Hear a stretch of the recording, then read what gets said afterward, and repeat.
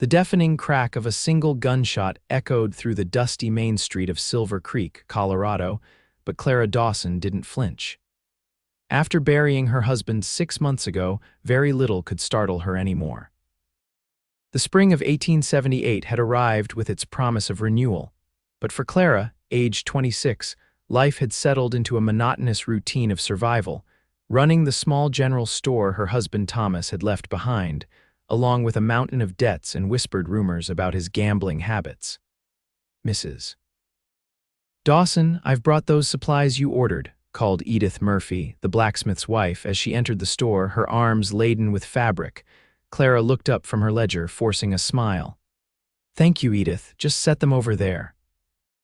She gestured toward the counter, her wedding ring still glinting on her finger despite the months that had passed since Thomas's funeral. You really ought to join us for Sunday dinner this week, Edith said, her voice tinged with that familiar pity Clara had grown to detest. The Harrington sisters are bringing their nephew visiting from Denver, a doctor, I hear, quite eligible. Clara's smile tightened. That's kind, but the inventory won't count itself. After Edith left, Clara locked the ledger in the drawer and gazed around the small shop. Shelves lined with canned goods, tools, dry goods, and sundries represented her entire world now. The store barely kept her afloat, but it was all she had. The thought of being paraded before eligible men like some prize heifer at the county fair made her stomach churn. Outside, the afternoon stage rumbled into town, bringing its usual cloud of dust and potential customers. Clara straightened her simple blue dress and tucked a loose strand of chestnut hair back into her practical bun. The bell above the door jingled as it opened. "Afternoon, madam," came a deep voice that Clara didn't recognize. She turned to find a tall stranger filling her doorway. The man removed his hat, revealing sun-bleached blonde hair and the kind of tan that spoke of long days under the open sky.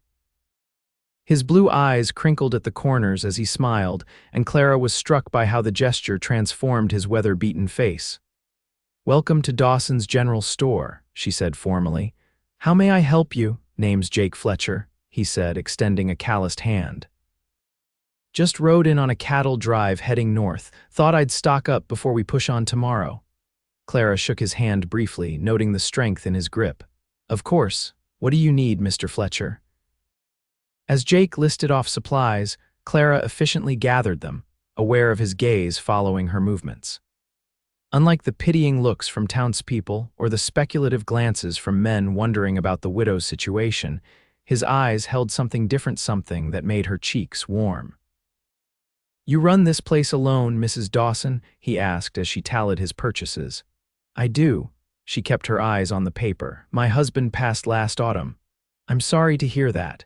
His voice carried no artificial sympathy, just a simple acknowledgement of her loss. "Thank you." Clara finished the calculations. "That'll be $4.65. Jake paid, their fingers brushing as he handed over the money. An unexpected jolt passed through Clara, startling her enough that she dropped a coin. They both bent to retrieve it, their heads nearly colliding. "I've got it," Jake said, picking up the coin and placing it gently in her palm. "Much obliged for your help, Mrs. Dawson." As he gathered his supplies, he paused at the door. "I'll be back through in about 3 weeks. Hope to see your store still standing." Clara nodded, unsure why her heart had accelerated.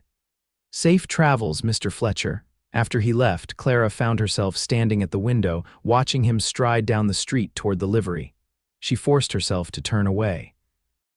A widow with debts and a failing store had no business noticing the color of a passing cowboy's eyes. True to his word, Jake Fletcher returned to Silver Creek 3 weeks later. Clara was struggling with a heavy crate of canned goods when the bell above the door jingled. "Need some help with that?" Jake asked, crossing the room in 3 long strides and lifting the crate from her arms before she could protest. "Thank you," Clara said, brushing dust from her apron. "Where would you like this?" "On that shelf there, if you don't mind." Clara pointed, watching as he easily hoisted the crate to the high shelf that had given her so much trouble. "Seems like you could use some help around here," Jake observed, looking around the store with a critical eye. Clara bristled. "I manage just fine, Mr. Fletcher." No offense intended, madam. He raised his hands in a placating gesture. Just an observation from someone who knows what it's like to shoulder too much alone. Her defenses softened slightly at his words. What brings you back to Silver Creek so soon? I thought cattle drives took longer. They do, Jake said, leaning against the counter. But we delivered earlier than expected, and I decided to take a few days' rest before heading back south. He paused, then added, truth be told, I was hoping to see if you might join me for supper at the hotel restaurant tonight. Clara stared at him, momentarily speechless. No one had asked her to dinner since Thomas died. Mr. Fletcher, just a meal between acquaintances, he clarified quickly. Nothing improper about that. Clara studied his face, searching for ulterior motives but finding only earnest invitation. The town gossips would have a field day. Let them, Jake said with an easy smile. A widow deserves a decent meal she didn't have to cook herself, doesn't she? Against her better judgment, Clara found herself nodding. 7 o'clock. I'll be here to escort you, Jake promised, settling his hat back on his head before departing. That evening, Clara changed her dress 3 times before settling on a simple navy blue gown that had once been her Sunday best. She pinned her hair more carefully than usual, allowing a few soft curls to frame her face. When Jake arrived, promptly at 7, he was clean-shaven and wearing a fresh shirt under his vest. His eyes widened appreciatively at the sight of her. Mrs. Dawson, you look lovely, he said sincerely. Clara, she corrected him, suddenly feeling the formality unnecessary. If we're to dine together, you might as well use my given name, Clara, he repeated, as if testing the sound of it. Shall we? The Grand Hotel restaurant was the finest establishment in Silver Creek, which wasn't saying much, but they had tablecloths and decent steak. As they were seated, Clara felt the eyes of several townsfolk upon them, including Edith Murphy and her husband at a nearby table. Everyone's watching, Clara murmured, unfolding her napkin. Let them watch, Jake replied with a shrug. I'm just enjoying dinner with the prettiest woman in Colorado territory. Clara felt her cheeks flush. You're quite the flatterer, Mr. Fletcher, Jake, he insisted. And it's not flattery if it's true. Over a meal of beefsteak and potatoes, Clara found herself opening up about her life in Silver Creek. She told Jake about growing up in Missouri, marrying Thomas at 18, and moving west with dreams of prosperity that had slowly faded under the harsh realities of frontier life. Thomas was a good man, she said, staring into her coffee cup, but he had a weakness for cards and whiskey. When he died of pneumonia, I discovered he'd mortgaged everything we owned. The store is all I have left, and even that's hanging by a thread. Jake listened without interruption, his expression thoughtful. Running a business alone is no small feat. You should be proud of what you've managed. Pride doesn't pay the bank, Clara said with a wry smile, but I'm determined to keep the store. It's not just my livelihood, it's my independence. I understand that, Jake nodded. I've been riding the cattle trails for 10 years, answering to nobody but myself. Don't you get lonely? The question slipped out before Clara could stop it. Jake's eyes met hers across the table. Sometimes, but the right company means more than 1,000 empty conversations. As they walked back to her small home behind the store, Clara felt lighter than she had in months. Jake's steady presence beside her was comforting in a way she hadn't expected. Thank you for dinner, she said as they reached her door. It was a pleasant change from my usual evening. The pleasure was mine, Jake replied, his voice low in the darkness. He hesitated, then added, I'll be in town another 2 days before I head back to Texas. Would it be forward of me to call on you again tomorrow? Clara knew she should refuse. A widow entertaining a drifting cowboy would set tongues wagging even more than they already were. But something about Jake's direct gaze made conventional wisdom seem less important. I close the store at 6, she heard herself say. Jake's smile was visible even in the dim light from her window. I'll be there at 6:01. True to his word, Jake appeared at the store just as Clara was turning the sign to closed the following evening. This time he brought a basket. I thought we might have a picnic by the creek, he explained when she raised an eyebrow at the basket. Evenings too nice to spend indoors. They walked to the small creek that gave the town its name, finding a grassy spot beneath a cottonwood tree. Jake spread a blanket and unpacked bread, cheese, dried fruit, and a bottle of decent wine. "Where did you get all this?" Clara asked, impressed. "Cook at the hotel owed me a favor," Jake replied with a wink. "I helped him fix his wagon axle yesterday." As they ate, Jake told her about his life on the cattle trails, spinning tales about stampedes and river crossings that made her laugh despite herself. When he described the vast expanses of Texas prairie, his voice took on a reverent quality that made Clara understand his love for the open country. "What about family?" she asked as they sipped wine from tin cups. "Do you have folks waiting somewhere?" A shadow crossed Jake's face. "My parents died when I was 16. Fever took them both within a week of each other. I had to sell our small farm to pay their debts." He looked out across the creek. "Been on my own ever since."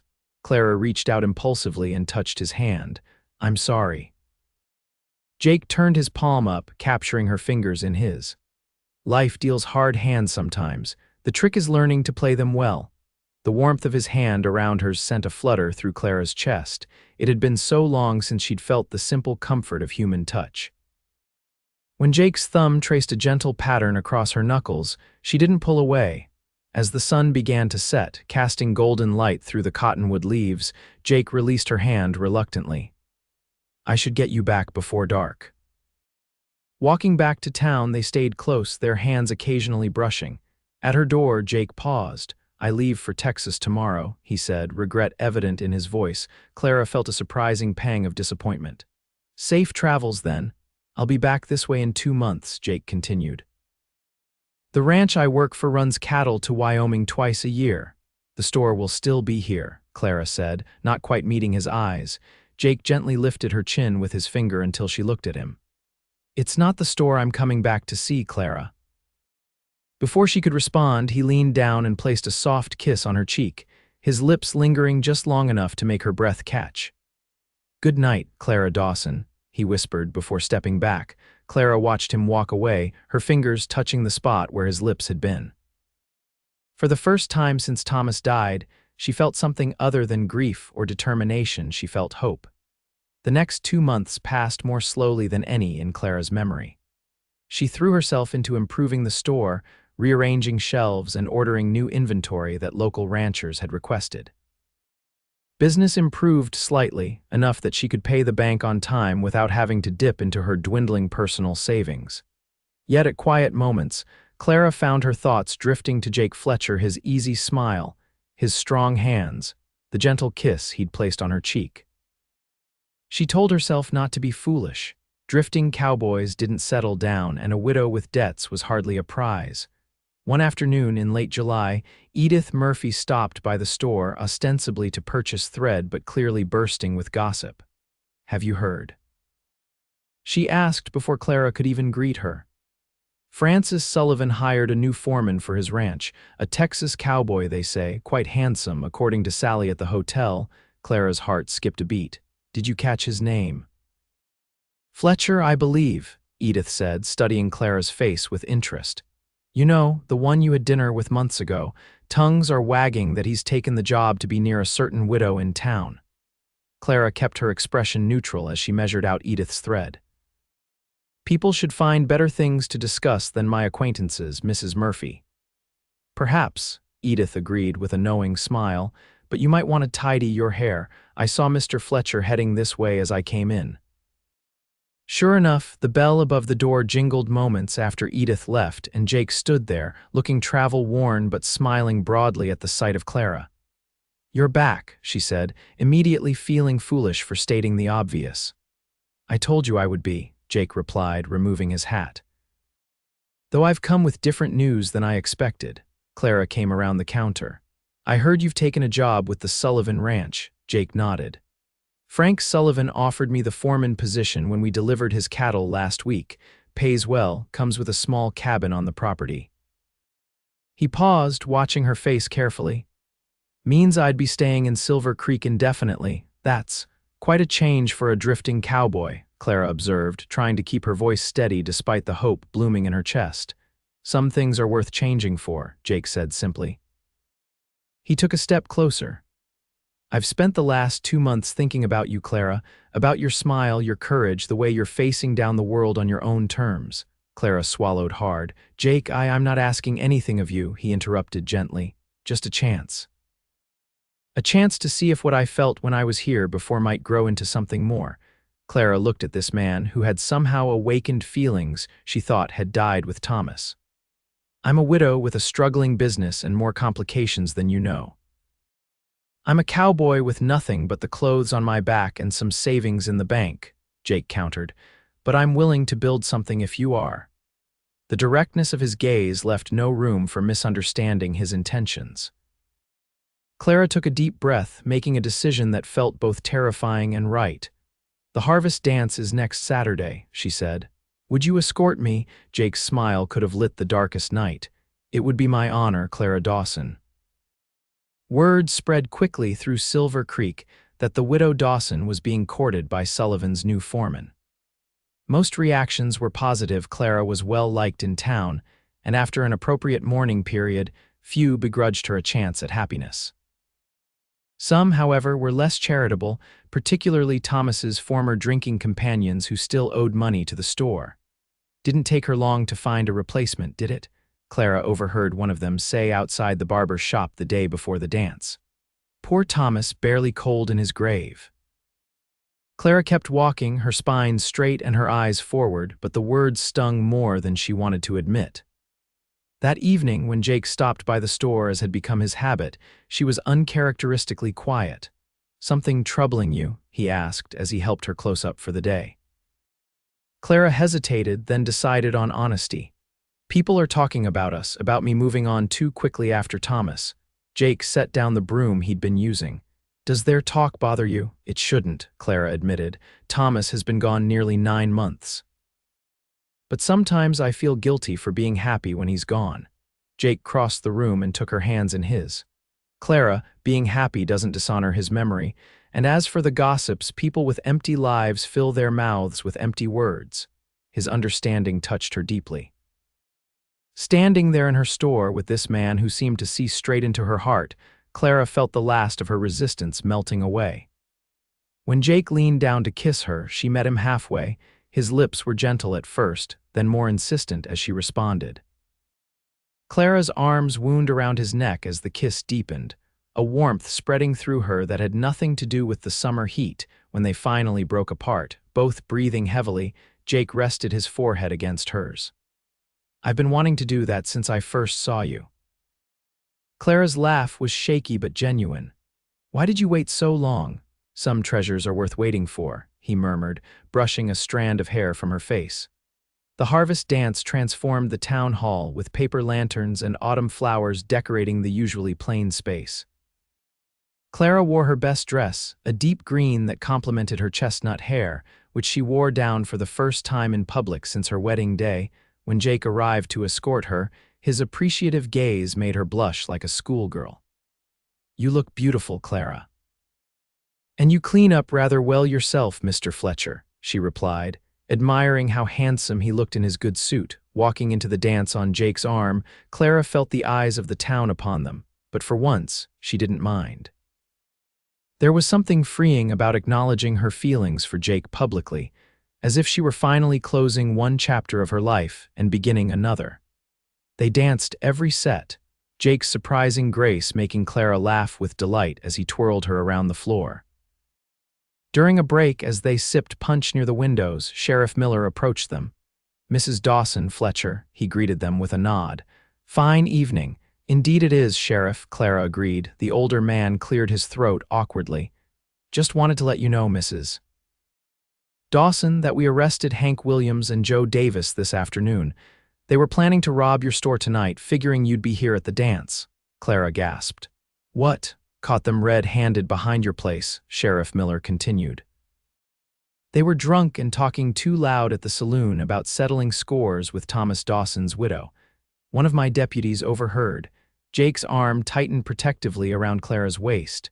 They're secure in your jail, Sheriff, locked up tight, the sheriff assured him. They'll be facing the judge when he comes through next week. After the sheriff moved on, Clara leaned against Jake, suddenly shaken. Those were Thomas's gambling partners. They always claimed he owed them money. Jake led her outside onto the small balcony for privacy. Are you all right? Clara nodded slowly. Yes, it's a stark reminder that not everyone wishes me well. You're not alone anymore, Jake said firmly, taking her hands in his.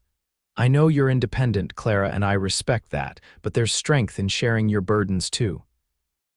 Looking up at this man who had unexpectedly become so important to her, Clara made a decision.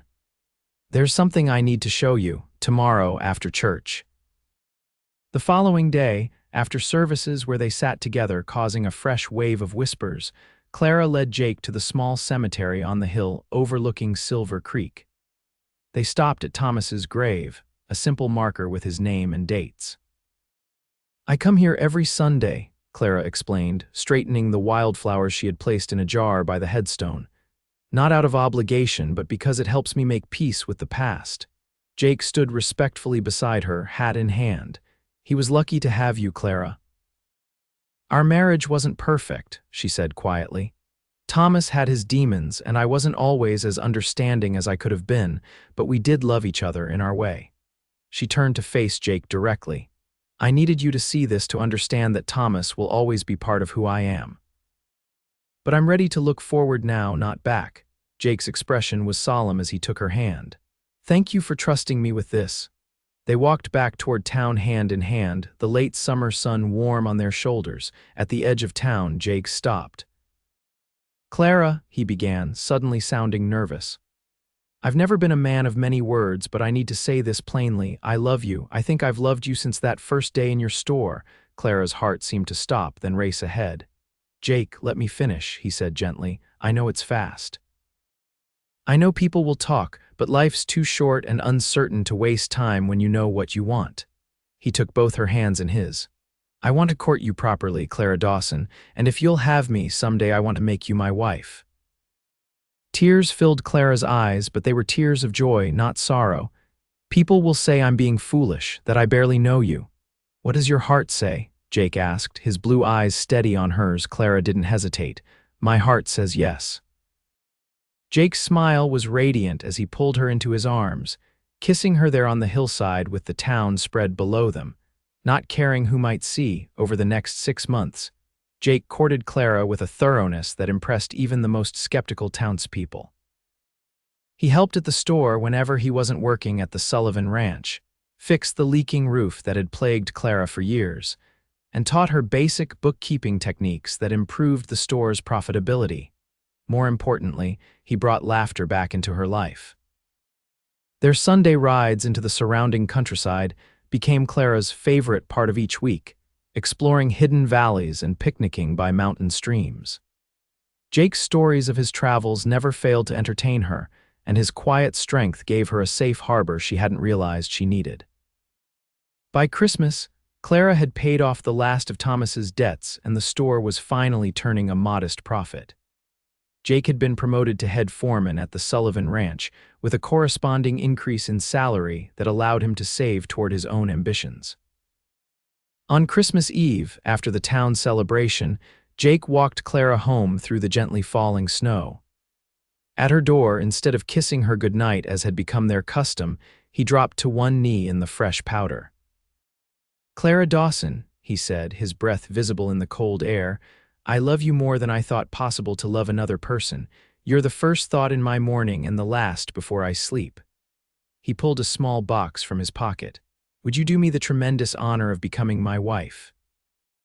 The ring inside was a simple gold band with a small, perfect sapphire that matched his eyes. Clara's hands trembled as Jake slipped it onto her finger. Yes, she whispered, tears freezing on her cheeks in the winter air. Yes, Jake Fletcher, I will marry you. Their wedding in March was the social event of the season in Silver Creek. The entire town turned out to see the widow Dawson and the Texas Cowboy exchange vows in the white clapboard church. Clara wore a new dress of pale blue silk, with flowers in her hair instead of a veil. Jake, standing tall in a new suit, looked at her with such adoration that several older ladies dabbed at their eyes with handkerchiefs. I, Jacob William Fletcher, take thee, Clara Elizabeth Dawson, to be my lawfully wedded wife. he vowed in a strong, clear voice that carried to the back of the church. To have and to hold, from this day forward, for better or worse, for richer or poorer, in sickness and in health, to love and to cherish, till death do us part. When Clara repeated the vows, her voice never wavered. The shadows of doubt and fear that had haunted her for so long were gone, replaced by the certainty that this was right, that this was where she belonged. After the ceremony, at the reception in the town hall, Jake surprised her by leading her to the center of the room for their first dance as husband and wife. "I have something to tell you," he murmured as they moved across the floor. "What is it?" Clara asked, curious at his serious expression. "I signed the papers yesterday," Jake said, a smile breaking across his face. "The old Peterson place, 3 miles outside town, 80 acres with a solid house and barn. It needs work, but you bought a ranch," Clara gasped, almost missing a step. Jake nodded. "I've been saving every penny. With your store in town and our own land to raise horses and cattle, we can build something lasting, Clara. Something that's ours." Overwhelmed with joy, Clara stopped dancing and kissed him right there in front of everyone, causing cheers and a few scandalized looks from the more conservative townspeople. "I love you, Jake Fletcher," she said when they broke apart, "more than I have words to express." "And I love you," he replied, his eyes shining with promise. "From the first moment I saw you until my last breath and beyond." As they resumed dancing, Clara reflected on the journey that had brought her to this moment. She had believed that widowhood was the end of her story, that no man would want a woman with her complications and history. But Jake had seen past her grief and fear to the woman she truly was, and in doing so, had helped her see herself again too. The music swelled around them as they danced, not just as husband and wife, but as partners in all things, facing the future together with courage, love, and unwavering faith in each other. 1 year later, as spring once again warmed the Colorado hills, Clara stood on the porch of their ranch house, watching Jake work with a young colt in the corral. Their small horse breeding operation had quickly gained a reputation for quality stock, complementing the steady income from the store that Clara still managed 3 days a week with the help of a local girl. As Jake looked up and waved, his smile as bright as the day they'd met, Clara rested her hand on her swelling belly. In 4 months, their family would grow, adding another chapter to the story that had begun that day in her store when a dusty cowboy had walked in looking for supplies and found so much more. "Come see this, Clara," Jake called, gesturing for her to join him.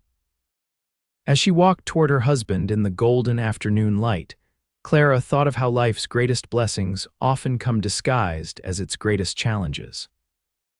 The widow and the cowboy had found in each other not just love, but a home one built not of timber and nails, but of trust, respect, and the courage to believe in second chances.